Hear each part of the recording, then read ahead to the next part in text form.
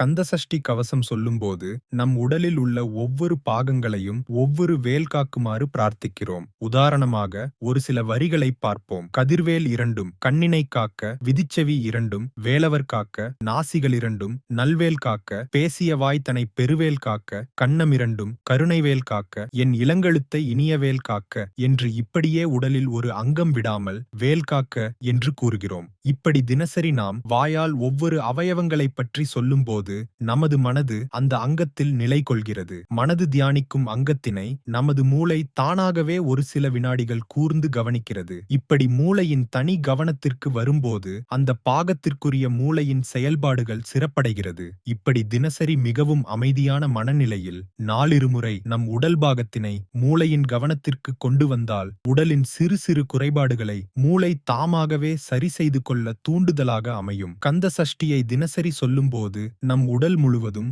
மூளை செயல்பாடு அதிகரிப்பதால் இது ஒரு பாதுகாப்பு கவசமாக இருப்பதாலேயே இதை கந்த சஷ்டி கவசம் என்று கூறினார்கள். இந்த கவசத்தில் வரும் வரிகளில் நவகோள் மகிழ்ந்து நன்மை அளித்திடும் என்று ஒரு வரி உண்டு. நவகிரகங்களின் மாறுதல்களால் பூமியின் மீதே பாதிப்பு ஏற்படுவதைப் போல நமது உடலில் இரத்த ஓட்டம் மற்றும் வாத பித்த பாதிப்புகள் ஏற்படுகிறது. உடலில் ஏற்படும் எந்த ஒரு வியாதிக்கும் இவற்றில் ஏற்படும் மாற்றமே அடிப்படை. ஆனால் கவசம் படிப்பதன் மூலமாக தினசரி மூளை நமது உடலை உற்று நோக்கி தானே தன்னை சரி செய்யும் வேலையை செய்து கொண்டே இருப்பதால் நவகோள்களால் ஏற்படும் உடல் மாறுபாடு கூட பாதிப்பை ஏற்படுத்தாது என்பதே இதன் சாரம். அதையே நவகோள்கள் கூட மகிழ்ந்து நன்மை அளிப்பதாக கூறினார்கள். இப்படிப்பட்ட கந்த சஷ்டி கவசத்தை தினந்தோறும் சொல்லி நமது மனதையும் உடலையும் பாதுகாத்து முருகப்பெருமானின் அருளையும் பெறுவோம்.